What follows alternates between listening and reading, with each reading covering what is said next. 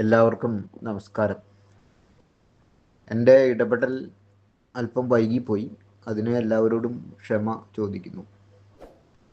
ഇടതുപക്ഷം ഹൃദയപക്ഷം നവമാധ്യമ കൂട്ടായ്മയുടെ 5ാം വാർഷികത്തോടനുബന്ധിച്ച് ഇവിടെ സംഘടിപ്പിച്ചിട്ടുള്ള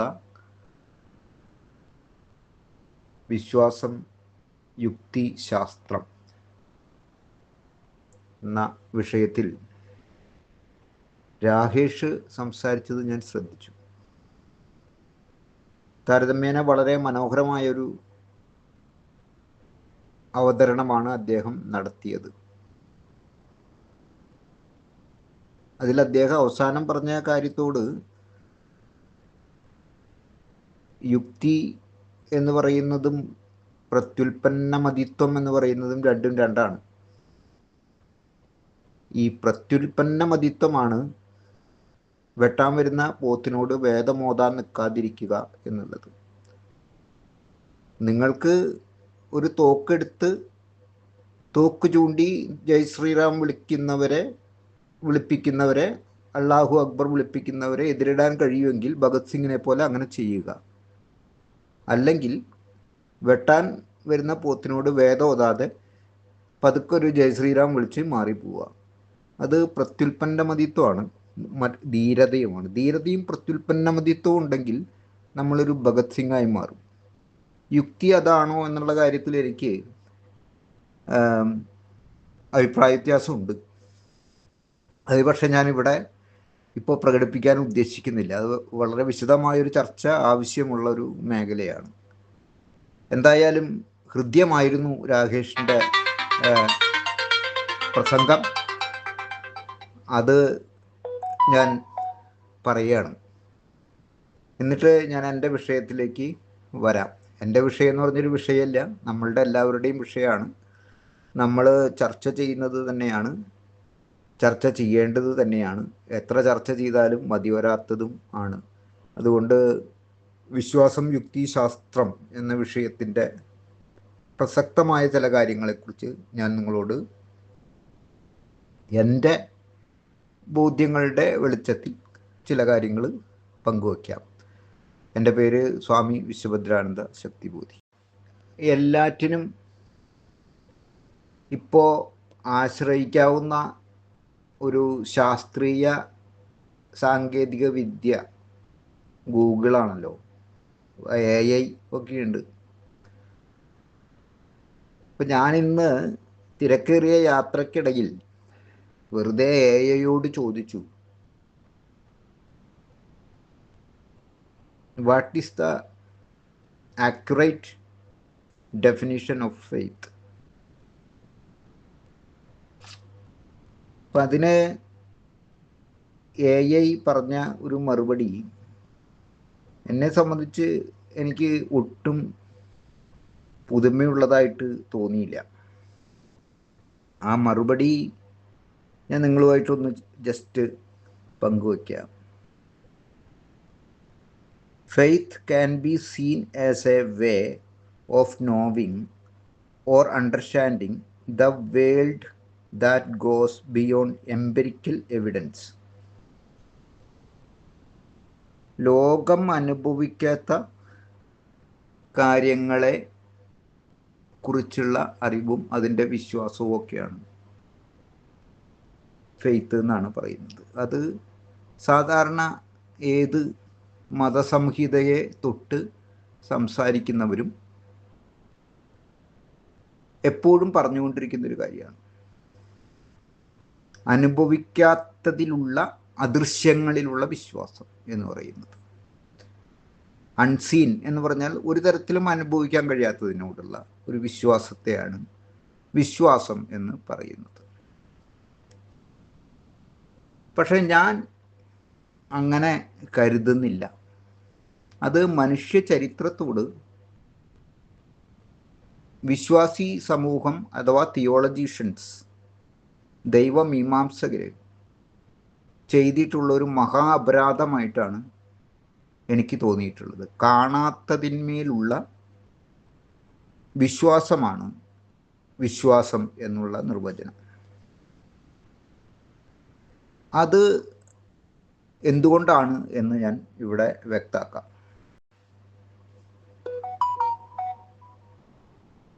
ഒരു അവലംബമില്ലാതെ ഒന്നും നിലനിൽക്കില്ല എന്നുള്ളതാണ് ഭൂമിയിലെ നിലനിൽപ്പിനെ സംബന്ധിച്ച അടിസ്ഥാന തത്വം. അവലംബമില്ലാതെ ഒന്നും നിലനിൽക്കില്ല. അപ്പം നമ്മുടെ അവലംബം എന്ത്? ആ അവലംബത്തിൻ്റെ ആശ്രിതയാണ് നമ്മൾ. നമ്മുടെ അവലംബം ഭൂമിയാണ്, അല്ലെങ്കിൽ കഴിക്കുന്ന ഭക്ഷണമാണ്, കുടിക്കുന്ന വെള്ളമാണ്, ശ്വസിക്കുന്ന വായുവാണ്. നമ്മളെ ചൂടുകൊണ്ട് തട്ടി ഉണർത്തുന്ന സൂര്യനാണ്. നമ്മളെ നിലാവ് കൊണ്ട് ആനന്ദിപ്പിക്കുന്ന ചന്ദ്രനാണ്. ഇങ്ങനെ നമ്മളെ നിലനിർത്തുന്ന സാധ്യതകളോടുള്ള, ശക്തികളോടുള്ള അടുപ്പത്തിൽ നിന്നാണ് യഥാർത്ഥത്തിൽ എല്ലാ വിശ്വാസങ്ങളും ഉരുവം കൊള്ളുന്നത്. അപ്പോൾ ഇവിടെ ഒരു ചോദ്യം ഉണ്ടാവുകയാണ്. വെറുതെ അവലംബമായതിനെയും മനുഷ്യൻ വിശ്വസിക്കില്ല. അതിൻ്റെ ഒരു നൈരന്തര്യം വേണം. ഇപ്പോൾ ഭൂമി നമ്മുടെ പ്രതിപക്ഷ നേതാവിൻ്റെ വാക്ക് പോലെയാണ് എന്ന് വയ്ക്കുക. എന്ന് പറഞ്ഞാൽ ഇന്ന് കാലത്ത് പറഞ്ഞത് ഇന്ന് വൈകുന്നേരം നിഷേധിക്കും. ഇത് വിശ്വസിക്കാൻ പറ്റില്ല. അതാണ് അവിടെ വിശ്വാസം വന്നു. ഭൂമി ഇപ്പോ ഇങ്ങനെ പരന്നിരിക്കുന്നു, പെട്ടെന്ന് അത് കുഴിഞ്ഞു പോകുന്നു. ഭൂമി വിറയ്ക്കുന്നില്ല, ഒരു സ്ഥിരത ഉണ്ട് അതിന്. പക്ഷെ അത് എപ്പോഴും വിറച്ചുകൊണ്ട് നിൽക്കുന്നു. ഇങ്ങനെ അതുപോലെ തീയിന് ചൂടില്ലാതാവുന്നു, വെള്ളത്തിന് ഒഴുക്ക് നിലയ്ക്കുന്നു. ചിലപ്പോൾ ഒഴുകും, ചിലപ്പോൾ ഒഴുകില്ല. അതുപോലെ പച്ചമുളക് ചിലപ്പോൾ എരിയും, ചിലപ്പോൾ മധുരിക്കും, ചിലപ്പോൾ കയ്ക്കും. ഇങ്ങനെ വന്നു കഴിഞ്ഞാൽ, അഥവാ ഒരു അനുഭവത്തിന് നൈരന്തര്യം ഇല്ലാതെ വന്നു കഴിഞ്ഞാൽ എന്ത് സംഭവിക്കും? അതിൻ്റെ വിശ്വാസ്യത നഷ്ടപ്പെടും. അപ്പോൾ എന്താണ് വിശ്വാസം? അവലംബനീയമായ ഒരു വാസ്തവം ഉണ്ടായിരിക്കണം. ആ വാസ്തവത്തിന് നിരന്തരമായി ആവർത്തിച്ചു കൊണ്ടിരിക്കുന്ന ക്യാരക്ടറിസ്റ്റിക്സ് ഉണ്ടായിരിക്കണം, സ്വഭാവ വ്യക്തിത്വം ഉണ്ടായിരിക്കണം. ആ സ്വഭാവ വ്യക്തിത്വമാണ് വിശ്വാസമായിട്ട് മനുഷ്യ മനസ്സിൽ പതിയപ്പെടുന്നത്. ഇങ്ങനെ പതിയപ്പെടാത്ത ഏതൊരു വിശ്വാസവും അന്ധവിശ്വാസമാണ് എന്നാണ് എൻ്റെ അഭിപ്രായം. ഉദാഹരണത്തിന്, വിശ്വപ്രകൃതി ദൈവമാണ് എന്ന് പറയുന്നത് വിശ്വാസമാണ്. കാരണം വിശ്വപ്രകൃതി നമുക്ക് അനുഭവങ്ങളുടെ നൈരന്തര്യത്തിലൂടെ നമ്മളിൽ വിശ്വാസം ഉണ്ടാക്കുന്നുണ്ട്, വിശ്വാസ്യത ഉണ്ടാക്കുന്നുണ്ട്, ട്രസ്റ്റ് ഉണ്ടാക്കുന്നുണ്ട്, കോൺഫിഡൻസ് ഉണ്ടാക്കുന്നുണ്ട്. പക്ഷെ വിശ്വപ്രകൃതിയെ സൃഷ്ടിച്ചൊരു ദൈവം, ആ ഒരു ദൈവത്തിൽ വിശ്വസിക്കുക എന്ന് പറഞ്ഞാൽ, അതായത് ഉള്ളതായ വിശ്വപ്രകൃതിയെ വിശ്വസിക്കുന്നത് ശരിയായ വിശ്വാസമാണ്. ഉണ്ടാക്കിയ ദൈവത്തെ വിശ്വസിക്കുന്നത് കപട വിശ്വാസമാണ്. ഇപ്പോ നമ്മുടെ നാട്ടിൽ വിശ്വാസം എന്ന പേരിൽ കൊണ്ടാടപ്പെടുന്നതിൽ ബഹുഭൂരിപക്ഷവും ഉള്ളതായ വാസ്തവത്തിന്മേൽ വാസ്തവത്തെ അവലംബമാക്കിക്കൊണ്ടുള്ളതല്ല, ഉണ്ടാക്കിയ അവാസ്തവത്തെ അവലംബമാക്കിക്കൊണ്ടുള്ളതാണ്. അതിനെയാണ് നമ്മൾ മിത്ത് എന്ന് പറയുന്നത്. മിത്ത് അതാണോ എന്നുള്ളതും പരിശോധിക്കപ്പെടേണ്ട ഒരു കാര്യമാണ്. ഇന്നത്തെ കാലത്ത് വാക്കുകളൊക്കെ ഉപയോഗിക്കുമ്പോൾ നമ്മൾ വളരെ സൂക്ഷിച്ച് ഉപയോഗിക്കണം. ഇനി ഞാൻ യുക്തി എന്നത് എന്താണ് എന്ന് വെക്കുന്നത്, ഞാൻ വിശ്വാസം എന്താണെന്ന് ഒന്ന് പതുക്കെ പറഞ്ഞു എന്നാണ് ഞാൻ കരുതുന്നത്. മനസ്സിലാവാത്ത കാര്യങ്ങളുണ്ടെങ്കിൽ നമുക്ക് പിന്നെയും ചർച്ച ചെയ്യാമല്ലോ. നമ്മളിപ്പോൾ അവസാനത്തെ കൂടിക്കാഴ്ചയൊന്നും ആവില്ല എന്തായാലും ഇത്. അപ്പോൾ നമുക്ക് ഇനിയും ചർച്ച ചെയ്യാം. വാസ്തവത്തെ അവലംബമാക്കിയുള്ള അനുഭവ നൈരന്തര്യത്തിലൂടെ നമ്മളിൽ പതിയുന്നത് എന്തോ അതാണ് വിശ്വാസം. അതാണ് ഞാൻ വിശ്വാസത്തിന് നൽകിയ നിർവചനം. ഇനി യുക്തി എന്താണ്? യുക്ത് യുജ് യോജിക്കുക എന്നൊക്കെയാണത് വരുന്നത്, എന്ന വാക്കാണത്. അവിടെ ഒരു യോജിപ്പിക്കലുണ്ട്. എന്തിന് യോജിപ്പിക്കാൻ? 2 കൂട്ടം വേണം കുറഞ്ഞത്. അദ്വൈതത്തിൽ യോജിപ്പും വിയോജിപ്പും ഒന്നുമില്ല. ദ്വൈതത്തിലെ യോജിപ്പിക്കൽ സാധ്യമാവുള്ളൂ. അപ്പൊ എങ്ങനെയാണ് യോജിപ്പിക്കുക? കാര്യകാരണങ്ങളെ യോജിപ്പിക്കലാണ് യുക്തി. ഞാനുണ്ട് എങ്കിൽ എൻ്റെ പിതാവും ഉണ്ടായിരുന്നു. പുകയുണ്ട് എങ്കിൽ തീയും ഉണ്ടായിരുന്നു. തണുപ്പുണ്ട് എങ്കിൽ വെള്ളവും ഉണ്ടായിരുന്നു, അല്ലെങ്കിൽ മഞ്ഞുണ്ടായിരുന്നു. ഇങ്ങനെ കാര്യകാരണങ്ങളെ ബന്ധിപ്പിച്ചുകൊണ്ടുള്ള ചിന്തയ്ക്കാണ് യുക്തി എന്ന് പറയുന്നത്. അപ്പൊ ഈ കാര്യകാരണങ്ങളെ ബന്ധിപ്പിച്ചുകൊണ്ടുള്ള ചിന്തയാണ് യുക്തി. ഈ കാര്യകാരണങ്ങളെ ബന്ധിപ്പിക്കാതെ ചിന്തിച്ചാൽ അത് പ്രാന്താവും. അബ്സേഡിസം ഒരർത്ഥത്തിൽ അതാണ്. കാര്യകാരണങ്ങളെ ബന്ധിപ്പിച്ചുകൊണ്ട് ചിന്തിച്ചാൽ അത് യുക്തിയാവും, യുക്തിബോധമാവും. കാര്യകാരണങ്ങളെ ബന്ധിപ്പിക്കാതെ ചിന്തിച്ചു കൊണ്ടുപോയാൽ അത് അസംബന്ധമാകും. ഭീഷ്മന് തലവേദനയായിരുന്നു. ധൃതരാഷ്ട്രർ കഞ്ഞി കുടിച്ചു. രാമൻ ബീഡി വലിച്ചുകൊണ്ടുലാത്തി എന്നെഴുതിയാൽ അത് ചിലപ്പോൾ കവിതയാവും, പക്ഷേ അത് യുക്തിഭദ്രമായ ചിന്തയാവില്ല. അതിനെ അസംബന്ധം എന്നാണ് പറയുക. ഇങ്ങനെ ഒരു കവിതാവതരണം ജഗതി ഒരു സിനിമയിൽ നടത്തുന്നുണ്ട്. അപ്പോൾ കാര്യകാരണങ്ങളെ ബന്ധിപ്പിച്ചുകൊണ്ടുള്ള ചിന്തനത്തെയാണ് നമ്മൾ യുക്തി എന്ന് പറയുന്നത്. ഈ യുക്തി കൂടാതെ വിശ്വാസവും സംഭവിക്കില്ല, ശാസ്ത്രവും സംഭവിക്കില്ല. ഞാനത് വ്യക്താക്കി തരാം. ഇപ്പോൾ കുടം ഉണ്ടാവുന്നു എന്തുകൊണ്ട്? കുശവൻ ഉണ്ടായിരുന്നത് കൊണ്ട്, ഉള്ളതുകൊണ്ട്. കുറച്ചും കൂടി യുക്തിഭദ്രമായിട്ട് പറഞ്ഞാൽ കുശവനും മണ്ണും വെള്ളവും ഉണ്ടായതുകൊണ്ട്, വെയിലുണ്ടായതുകൊണ്ട് ആണ് കുടം ഉണ്ടാകുന്നത്. അപ്പൊ കുടം ഉണ്ടാവാൻ ഒരുപാട് കാരണങ്ങളുണ്ട്.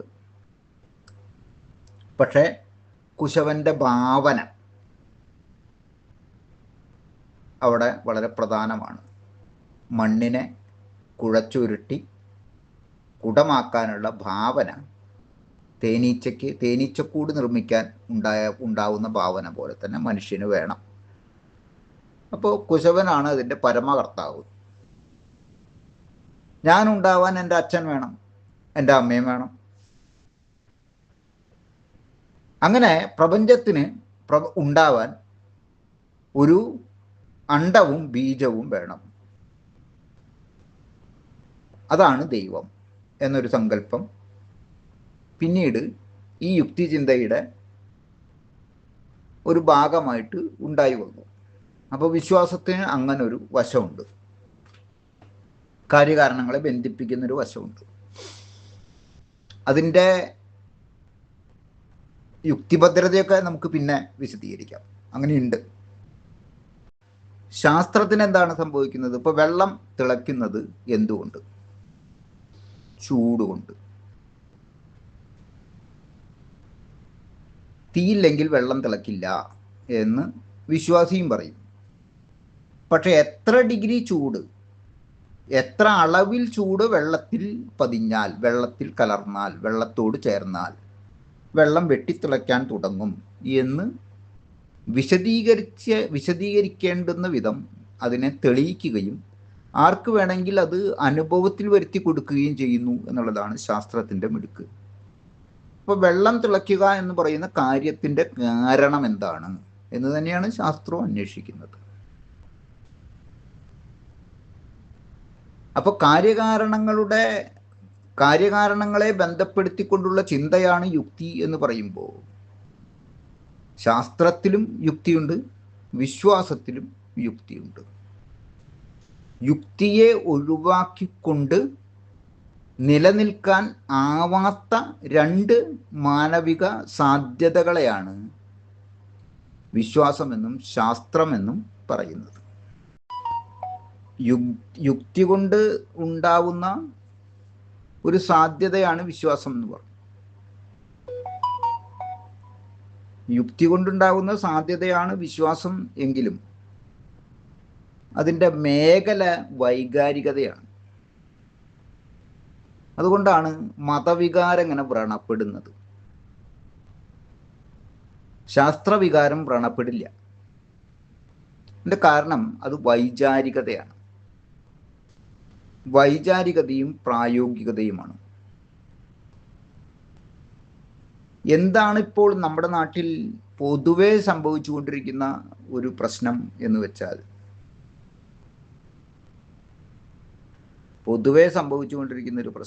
എന്താണ് എന്ന് വെച്ചാൽ, ശാസ്ത്രവിജ്ഞാനങ്ങളുടെ സാധ്യതകൾ ഉപയോഗിച്ചുകൊണ്ട് യുക്തി ചിന്തനത്തിൻ്റെ ഒരു വൈകാരിക സാധ്യതയായ മതം വല്ലാത്ത രീതിയിൽ പ്രചാരണ വേഗം നേടിയിരിക്കുന്നു എന്നുള്ളതാണ്.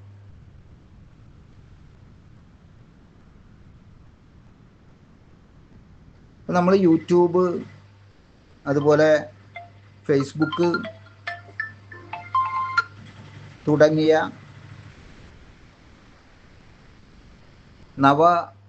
നവമാധ്യമ സങ്കേതങ്ങളെ സൂക്ഷിച്ച് പഠിച്ചാൽ അറിയാം, അതിൽ മുഴുവൻ ഈ മതപരമായ ആവേശവാണികൾക്കാണ് വലിയ പ്രചാരം ലഭിച്ചുകൊണ്ടിരിക്കുന്നത്. മതപരം എന്ന് പറയുമ്പോൾ നമ്മൾ വിചാരിക്കും, ഇപ്പോൾ നമ്മുടെ രവിചന്ദ്രൻ സാറിൻ്റെയും അതുപോലെ മൈത്രേയൻ സാറിൻ്റെയും ഒക്കെ യൂട്യൂബ് വീഡിയോകൾക്ക് ഭയങ്കര, മനുജ മൈത്രി തുടങ്ങിയവരുടെയൊക്കെ യൂട്യൂബ് ചാനലുകൾക്കൊക്കെ വലിയ വ്യൂവേഴ്സ് ഉണ്ടല്ലോ.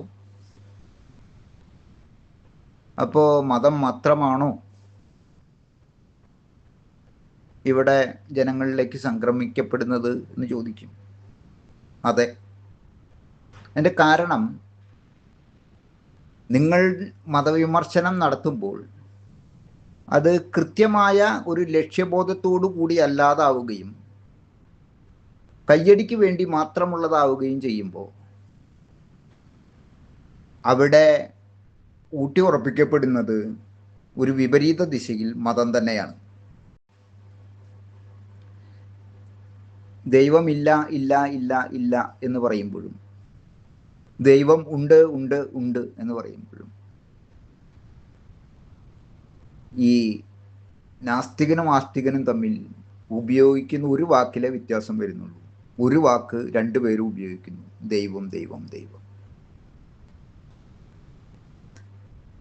അതായത് നിങ്ങൾ ദൈവത്തിന് ഒരു നെഗറ്റീവ് പബ്ലിസിറ്റിയിൽ കൂടെ ഒരു ആധികാരികത ഉണ്ടാക്കി കൊടുക്കുകയാണ്.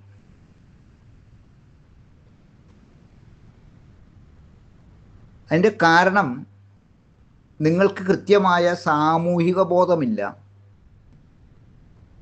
മാനവിക ബോധമില്ല, മനുഷ്യ വളർച്ചയുടെ വൈകാരിക ചരിത്രത്തോടും വൈചാരിക ചരിത്രത്തോടും വാസ്തവിക ചരിത്രത്തോടും ബന്ധപ്പെടുത്തിക്കൊണ്ടുള്ള കൂടിയാലോചനയുടെ ഒരു സമീപന രേഖ നിങ്ങൾക്കില്ല എന്നുള്ളതുകൊണ്ടാണ് നിങ്ങൾ ദൈവത്തെ നിഷേധിച്ചാൽ, ദൈവത്തിനെതിരെ സംസാരിച്ചാൽ പുരോഗമനമായി എന്നും ആ സമൂഹം ഉടനെ ഒരു പരിശുദ്ധ സമൂഹമായി, ഒരു പുരോഗമന സമൂഹമായി മാറും എന്നുമൊക്കെ കരുതുന്നത്.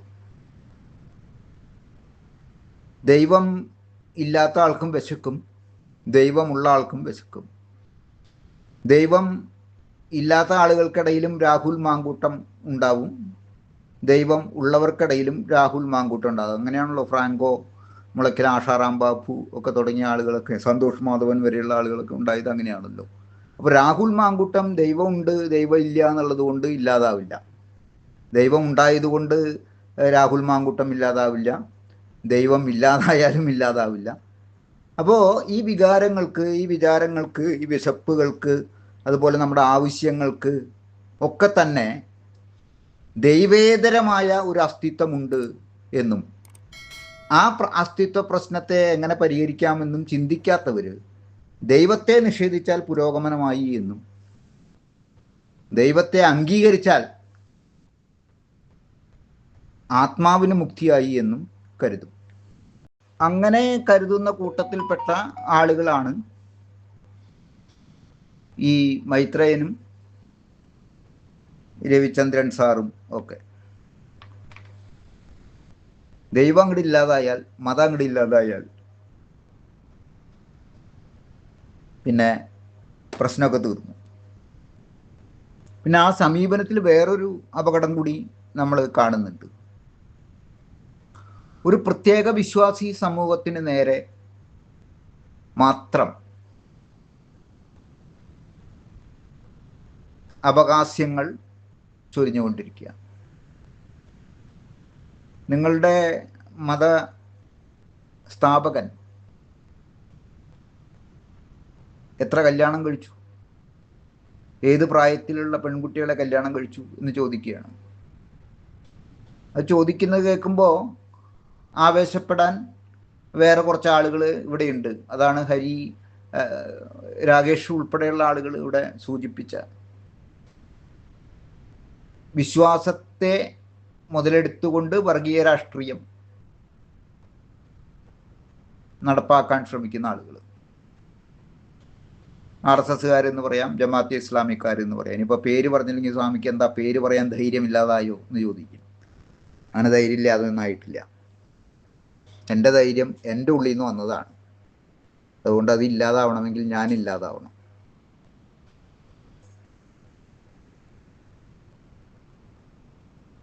അപ്പോൾ അങ്ങനെ വർഗീയ രാഷ്ട്രീയത്തിന് മുതൽക്കൂട്ടുണ്ടാക്കുന്ന തരത്തിലുള്ള അഭിപ്രായ പ്രകടനങ്ങൾ ഇവർ നടത്തുമ്പോൾ മറുഭാഗത്തുള്ളവർ പ്രകോപിതരാവുകയാണ്. അവർ പ്രകോപിതരായിട്ട് എന്ത് ചെയ്യുന്നു? നിങ്ങളുടെ കൃഷ്ണൻ എത്ര കെട്ടി എന്ന് ചോദിക്കുന്നു. നിങ്ങളുടെ ബ്രഹ്മാവ് തന്നിൽ നിന്നുണ്ടായ മകളെ തന്നെയല്ലേ പിന്നീട് കല്യാണം കഴിച്ചത്? പെൺവേഷം കെട്ടിയ വിഷ്ണുവിനെ കണ്ടിട്ട് വികാരം നിയന്ത്രിക്കാനാകാതെ പോയവനെയല്ലേ നിങ്ങൾ പരമയോഗിയായ പരമശിവൻ എന്ന് കൊണ്ടാടുന്നത് എന്ന് ചോദിക്കും. നിങ്ങളുടെ ദാവൂദിന് എത്ര പെണ്ണുങ്ങൾ ഉണ്ടായിരുന്നു എന്ന് ചോദിക്കും. അപ്പൊ ഇവിടെ ദൈവങ്ങളുടെയും പ്രവാചകന്മാരുടെയും അവതാര പുരുഷന്മാരുടെയും പച്ചഭാഷയിൽ പറയാണ്, ആർക്കെങ്കിലും വിഷമമുണ്ടാവുമെങ്കിൽ ക്ഷമിക്കുക. എളുപ്പത്തിൽ ഈ വിഷയം അവതരിപ്പിച്ച് കഴിയാൻ വേണ്ടിയിട്ടാണ് ഞാൻ ആ വാക്ക് ഉപയോഗിക്കുന്നത്. വെടിക്കഥകൾ, മുത്തുച്ചിപ്പിയിലൊക്കെ പണ്ട് പ്രസിദ്ധീകരിച്ചിരുന്ന നിലവാരമുള്ള കഥകൾ ഇവിടെ സമൂഹ മാധ്യമങ്ങളിൽ വലിയ ചർച്ചയായി മാറുന്നു. അപ്പോഴും മതം മാത്രം ചർച്ചയായി മാറുന്ന ഒരു സൈബർ ലോകം ഉണ്ടാവുകയാണ്. ഇങ്ങനെ മതം മാത്രം ചർച്ച ചെയ്യുന്ന, മതത്തിലെ അവിഹിതങ്ങൾക്ക് മാത്രം ചർച്ചാ പ്രാധാന്യം നൽകുന്ന, മതത്തിലെ അശ്ലീലങ്ങൾക്ക് മാത്രം വിശുദ്ധിയുടെ പരിവേഷം നൽകാനോ അതിനെ അപകസിച്ചുകൊണ്ട് അപകീർത്തികരമായ ഒന്നാണ് അതെന്ന് വരുത്തി തീർക്കാനുള്ള വാങ്മയങ്ങളെ കൊണ്ടോ മാത്രം നമ്മുടെ നവമാധ്യമ ലോകങ്ങൾ നിറയുമ്പോൾ ഇവിടെ പെട്രോളിന് വില കൂടിയതിനെക്കുറിച്ചോ ട്രംപിൻ്റെ തീരുവയെക്കുറിച്ചോ റഷ്യ കുറഞ്ഞ വില കുറച്ച് ക്രൂഡ് ഓയിൽ കൊടുത്താലും അതിൻ്റെ ലാഭം ഇന്ത്യ ഗവൺമെൻറ്റിനല്ല, അദാനി എന്ന് പറയുന്ന ഒരു മുതലാളിക്കാണ്, അല്ലെങ്കിൽ അംബാനി എന്ന് പറയുന്ന ഒരു മുതലാളിക്ക് മാത്രമാണ് എന്നുള്ള വാസ്തവത്തെക്കുറിച്ചോ ഒന്നും ചർച്ച ചെയ്യാൻ താല്പര്യമില്ലാത്ത ഒരു തലമുറ വളർന്നു വരുന്നു. അതാണ് ഞാൻ പറഞ്ഞത്, ശാസ്ത്രത്തിൻ്റെ സാങ്കേതിക സാധ്യതകൾ ഉപയോഗിച്ചുകൊണ്ട് ശാസ്ത്രം ഒരർത്ഥത്തിൽ ഒരു നവബുദ്ധി നിർമ്മിച്ചുകൊണ്ട്, നവമാനവനെ സൃഷ്ടിച്ചുകൊണ്ട്, നവബോധോദയത്തിലൂടെ, നവോത്ഥാനത്തിലൂടെ ഒരു നവമാനവനെ സൃഷ്ടിച്ചുകൊണ്ട് പുതിയ രീതിയിൽ ഒരു ലോകം കെട്ടിപ്പടുക്കാൻ ശ്രമിച്ചപ്പോൾ ആ ലോകത്തിന് തടസ്സം നിന്നിരുന്ന മതശക്തികൾ ഇപ്പോൾ ഉണർന്ന് ഉഷാറായിരിക്കുകയാണ്, ശാസ്ത്രത്തിൻ്റെ തന്നെ സാങ്കേതിക സാധ്യതകൾ ഉപയോഗിച്ചുകൊണ്ട്. പ്രതിസന്ധിയെ മറികടക്കാൻ എളുപ്പ മാർഗങ്ങളൊന്നുമില്ല. നിരന്തരമായ ബഹുജന സമ്പർക്കം, കിട്ടാവുന്നിടത്തെല്ലാം ചർച്ചകൾ കത്തിപ്പിടിപ്പിക്കുവാനുള്ള ആസൂത്രിതമായ ശ്രമം, അതിലൂടെ പുതിയ പുതിയ ചിന്തകൾക്ക് തിരികൊളുത്താനുള്ള ശ്രമം. ശ്രീകൃഷ്ണൻ എത്ര കല്യാണം കഴിച്ചു എന്ന് ചോദിക്കുന്ന ആളോട് നിന്റെ വീട്ടിൽ ഇപ്പോൾ എത്ര ഇടങ്ങഴി അരിയുണ്ട് എന്ന് തിരിച്ചു ചോദിക്കാനുള്ള ഒരു സന്നദ്ധത, ഒരു ഔചിത്യം, ഇതൊക്കെയാണ് നമുക്ക് ഇപ്പോൾ ആവശ്യം. വളരെ ലളിത യുക്തികളെ കൊണ്ടാണ് ഈ മതഭ്രാന്ത് അതിൻ്റെ നിഷേധാത്മക രൂപത്തിലും ഒപ്പം മറ്റൊരു, അതായത് ആരാധനാരൂപത്തിലും ഇപ്പോൾ ഇവിടെ നിലകൊള്ളുന്നത്. ഒന്ന് കൃപാസന ഭ്രാന്തന്മാരുണ്ടാവുന്നു, മറ്റൊന്ന് എസൻസ് ഇല്ലാത്ത നോൺസെൻസ് ഭ്രാന്തന്മാർ ഉണ്ടാവുന്നു. നോൺസെൻസ് ഭ്രാന്തന്മാരെ ഉണ്ടാക്കുന്ന എസൻസും ആരാധകരെ ഉണ്ടാക്കുന്ന കൃപാസനങ്ങളും ഇവിടെ ഇങ്ങനെ വർദ്ധിച്ചു വരികയാണ്. അപ്പം ഇതിനെ അതുപോലെ വർഗീയത ശക്തിപ്പെടുന്നു. ഇതെന്തുകൊണ്ടാണ് സംഭവിക്കുന്നത് എന്നതിനെ സംബന്ധിച്ച്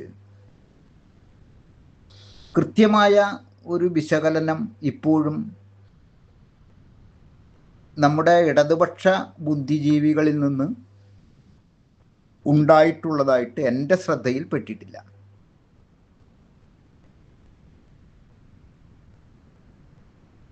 കാരണം അവർ ഈ സമൂർത്ത സാഹചര്യങ്ങളുടെ സമൂർത്ത വിശകലനമാണ് കമ്മ്യൂണിസം എന്ന് പറയുന്ന അടിസ്ഥാന തത്വം.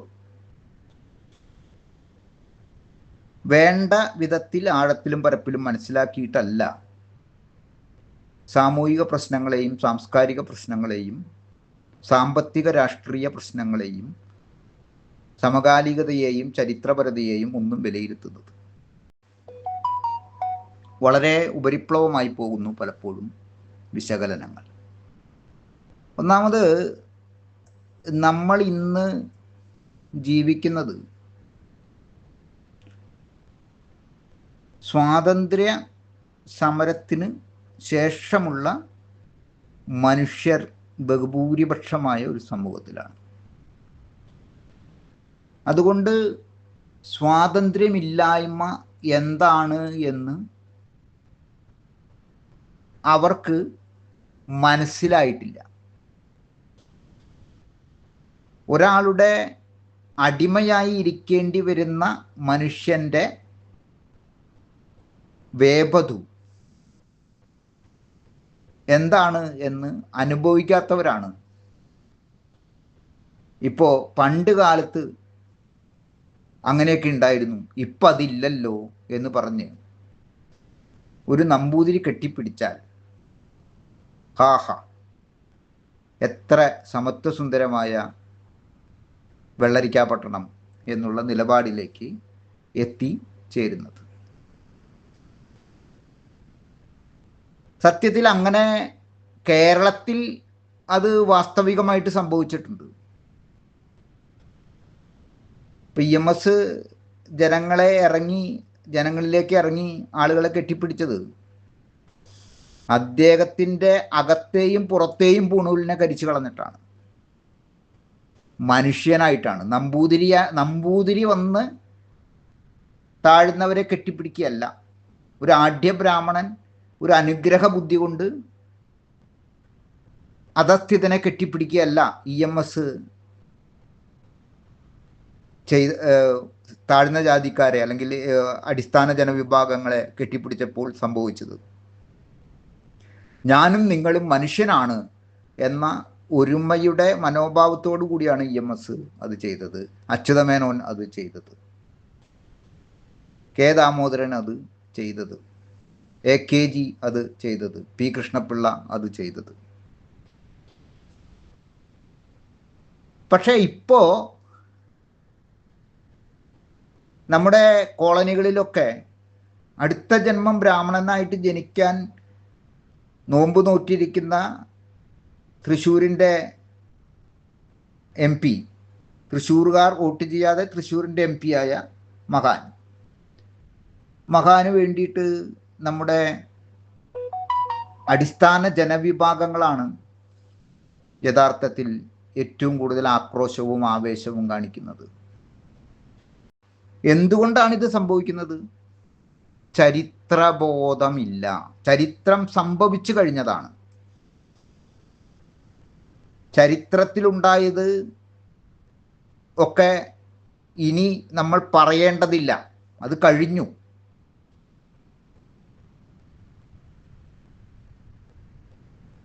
അതൊരർത്ഥത്തിൽ ആ ലളിതയുക്തി അതിനെങ്ങനെയാണ് മറികടക്കുക?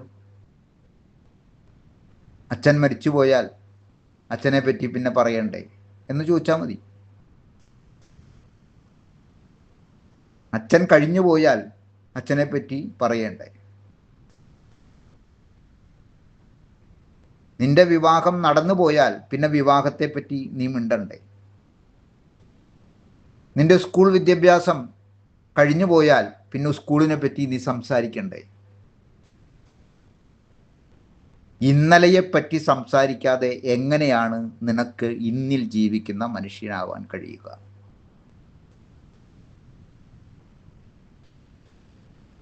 ഈ ചോദ്യം തന്നെയാണ് കഴിഞ്ഞു പോയതല്ലേ അതിനെപ്പറ്റി പറയേണ്ട എന്ന ലളിതയുക്തി കൊണ്ട്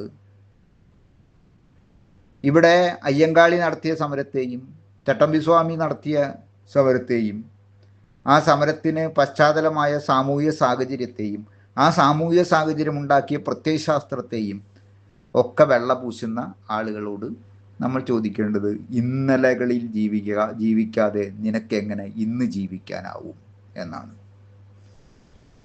എന്നാൽ ഇതേ ആളുകൾ നവോത്ഥാനകാല ചരിത്രം പറയണ്ടെന്നേ പറയുന്നുള്ളൂ. രാജാറാം മോഹൻ റായ് മുതൽ ശ്രീനാരായണ ഗുരു വരെയുള്ള ആളുകളെ പറ്റി പറയണ്ടെന്നാണ് ഈ പറയണത്.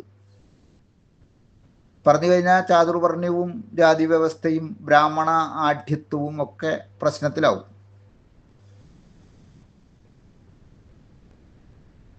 അപ്പോൾ പിന്നെ ഇവർ പറയാൻ ശ്രമിക്കുന്ന എന്താണ്?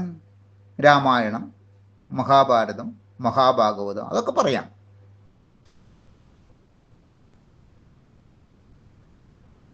അതായത് ചരിത്രം പറയരുത്, പുരാണം പറയൂ. എന്നാൽ ശരിക്ക് പുരാണം പറഞ്ഞാൽ ഇവരത് കേട്ടിരിക്കൂ? ഇപ്പം നമ്മളൊരു യജ്ഞം നടക്കുന്നിടത്ത് പോയിട്ട് ഒരു പുരാണം പറയാം. ദക്ഷയാഗം, ദക്ഷ പ്രജാപതി എന്ന് പറയുന്ന ആഢ്യ ബ്രാഹ്മണൻ, സാക്ഷാൽ ബ്രഹ്മാവിൻ്റെ മകൻ, എല്ലാ വേദങ്ങളും ഹൃദ്യസ്ഥമാക്കിയ സർവദേവീദേവന്മാർക്കും പൂജ്യനായ ഒരു വലിയ യാജ്ഞിക ബ്രാഹ്മണൻ. ആ യാജ്ഞിക ബ്രാഹ്മണൻ ഒരു യജ്ഞം ചെയ്തു. അതിലേക്ക് പരമശിവനെ മാത്രം ക്ഷണിച്ചില്ല. ഇതിൽ കുപിതനായിട്ട് പരമശിവന്റെ പത്നിയും ദക്ഷ പ്രജാപതിയുടെ മകളുമായ സതി ദക്ഷൻ ഒരുക്കിയ യാഗശാലയിലെ അഗ്നികുണ്ഡത്തിൽ സ്വയം ഹോമിച്ച് മരിക്കുന്നു. അതിൽ നിന്നാണ് സതി ആചാരം ഉണ്ടായത് എന്നൊരു ഭാഷ്യമുണ്ട്. സതിയുടെ മരണമറിഞ്ഞ പരമശിവൻ കുപിതനായിട്ട് അദ്ദേഹത്തിൻ്റെ 2 ശിഷ്യന്മാരെ, കാളിയെയും വീരഭദ്രനെയും ദക്ഷയാഗം കലക്കാൻ പറഞ്ഞയക്കുന്നു. അതിൽ പറഞ്ഞിരിക്കുന്നത് പരമശിവൻ അദ്ദേഹത്തിൻ്റെ ഒരു ജട പറിച്ച് നിലത്തിട്ടു. അദ്ദേഹത്തിൻ്റെ മുടിയിൽ നിന്നുണ്ടായവരാണ് ഈ യാഗം മുടിച്ച കാളിയും വീരഭദ്രനും എന്നാണ്. മുടിയന്മാരാണ്, മുടിയ ജന്മങ്ങളാണ്. ആ യാഗം കലക്കിയ പരമശിവശക്തി ദക്ഷയാഗം കലക്കി. വിഷ്ണുവിന് തടുക്കാൻ പറ്റിയില്ല, ബ്രഹ്മാവിന് തടുക്കാൻ പറ്റിയില്ല, ഒരു ദേവീദേവനും തടുക്കാൻ പറ്റിയില്ല. ഈ പുരാണകഥ യാഗശാലയിൽ നിന്ന് പറഞ്ഞാൽ എന്താ കുഴപ്പം?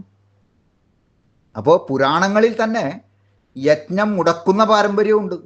യജ്ഞം ചെയ്യുന്ന പാരമ്പര്യം മാത്രമല്ല, ചെയ്യിക്കുന്ന പാരമ്പര്യം മാത്രമല്ല. അച്ഛനെ ബഹുമാനിക്കണം. താതവാക്യം ആണ് തമ്പുരാൻ്റെ വാക്യം. താതൻ പ്രത്യക്ഷ ദൈവമാണ്. അതുകൊണ്ട് അച്ഛൻ്റെ വാക്ക് ദൈവവാക്ക് പോലെ അനുസരിക്കണം. അതാണ് പുത്രധർമ്മം. ഇതൊക്കെ പുരാണങ്ങൾ പഠിപ്പിക്കുന്നുണ്ട്. അങ്ങനെയാണ് പരശുരാമൻ അച്ഛൻ്റെ വാക്കനുസരിച്ച് അമ്മയുടെ കഴുത്തറുത്ത് കൊന്നത്. പെറ്റമ്മയെ കൊന്നു പരശുരാമൻ.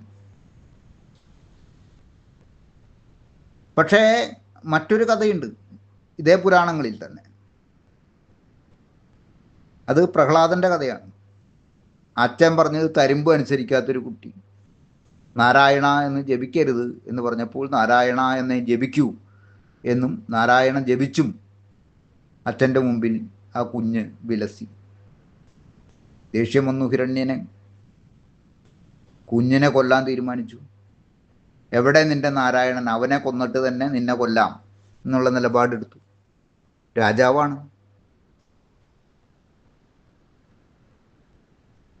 അപ്പോൾ പ്രഹ്ലാദൻ പറഞ്ഞു തൂണിലും തുരുമ്പിലും ഉണ്ട് എന്ന് പറഞ്ഞു. അങ്ങനെയാണ് തൂണ് കെട്ടിയപ്പോൾ നരസിംഹം പിളർന്നു വന്നത്, ഹിരണ്യൻ്റെ കഥ കഴിച്ചത്. അപ്പൊ അച്ഛനെ അനുസരിക്കുന്ന മക്കൾ മാത്രമല്ല, അച്ഛനെ വേണ്ടയിടത്ത് എതിർക്കുന്ന മക്കളും പുരാണങ്ങളിലുണ്ട്. അപ്പൊ നമുക്ക് ഇങ്ങനെയുള്ള യുക്തിവിചാരങ്ങൾ നടത്താൻ കഴിയണമെങ്കിൽ ഇവരുടെ ലളിത യുക്തികളെ അതേ തീവ്രതയുള്ള മറുലളിത യുക്തികളെ കൊണ്ട് പ്രതിരോധിക്കണം. അതിനു വേണ്ടുന്ന അറിവുകളും യുക്തിവാദ ഞൊടിവിദ്യകളും ഒക്കെ നമ്മൾ നന്നായി പഠിച്ചിരിക്കേണ്ട ഒരു കാലമാണ് ഇത്. ഞാനിങ്ങനെ സംസാരിച്ചുകൊണ്ടിരുന്ന ഇങ്ങനെ ഇരുട്ട് വെളുക്കുവോളം സംസാരിച്ചുകൊണ്ടിരിക്കും. ഞാൻ നിർത്തുകയാണ്. നമ്മുടെ നാട് പോയിക്കൊണ്ടിരിക്കുന്ന അവസ്ഥ, മനുഷ്യൻ മതമുണ്ടാക്കി എന്ന ചരിത്ര യാഥാർത്ഥ്യം മറക്കുന്ന മനുഷ്യരെ ഉണ്ടാക്കിക്കൊണ്ടിരിക്കുന്ന ഒരു കാലഘട്ടമാണ്. മതം മനുഷ്യനെ ഉണ്ടാക്കും എന്ന് പറയുന്ന മതഭ്രാന്തിൻ്റെ കാലഘട്ടം. ഈ മതഭ്രാന്തിന് ഇരയായിക്കൊണ്ടിരിക്കുന്നത് പലപ്പോഴും ജീവിതത്തിൻ്റെ വിവിധ സാഹചര്യ സമ്മർദ്ദങ്ങളാൽ, വിവിധ വിശ്വാസങ്ങളുടെ ഭാഗമായി സ്വന്തം ജീവിതത്തെ രൂപപ്പെടുത്തേണ്ടി വന്ന നിഷ്കളങ്കരായ മനുഷ്യരാണ്. മുസ്ലിങ്ങൾ അവരുടെ രാജ്യം വാങ്ങിപ്പോയില്ലേ, നമുക്ക് നമ്മുടെ രാജ്യം എന്ന് പറയാൻ ഇതല്ലേ ഉള്ളൂ, നമുക്കൊരു ഹിന്ദുരാഷ്ട്രം വേണ്ടേ എന്ന് ചോദിക്കുന്ന ലളിത യുക്തിയിലൂടെയാണ് ഈ മതഭ്രാന്തന്മാർ അവരുടെ മതരാഷ്ട്രവാദത്തെ അവതരിപ്പിച്ചുകൊണ്ട് ഇരിക്കുന്നത്. ഗാന്ധിജിയെ കൊന്നത് ശരിയോ എന്നതിന് ഉത്തരം പറയാതെ നിങ്ങൾക്ക് ഞങ്ങൾ വോട്ട് ചെയ്യില്ല എന്ന് പറയാനുള്ള ആധുനിക ജനാധിപത്യ ഭാരത രാഷ്ട്രത്തോടുള്ള പ്രേമം നമുക്ക് ഇവിടെ ഉയർത്തിപ്പിടിച്ചുകൊണ്ട് മാത്രമാണ്. ഇവരുടെ വർഗീയ യുക്തിവാദത്തെ അതിജയിക്കുന്ന ഒരു രാഷ്ട്രീയ വിജയം നമുക്ക് കൈവരിക്കാനാവും. അതിലേക്ക് വളരെ ജാഗ്രതയോടുകൂടി ഉണർന്നിരിക്കുന്ന പ്രജ്ഞയുള്ളവരായിരിക്കാൻ നമുക്ക് പ്രതിജ്ഞാബദ്ധരാകാം, പ്രതിബദ്ധതയുള്ളവരാകാം എന്ന് പറഞ്ഞുകൊണ്ട് എൻ്റെ വാക്കുകൾ ഉപസംഹരിക്കുന്നു. ഇടതുപക്ഷം ഹൃദയപക്ഷം നവമാധ്യമ കൂട്ടായ്മ എൻ്റെ ഒരു ഉറ്റ ബന്ധുവാണ്. അതിൻ്റെ തുടർ പ്രവർത്തനങ്ങൾക്ക് എല്ലാ നിലയ്ക്കുമുള്ള ഭാവുകങ്ങളും അഭിവാദ്യങ്ങളും ആശംസിക്കുന്നു.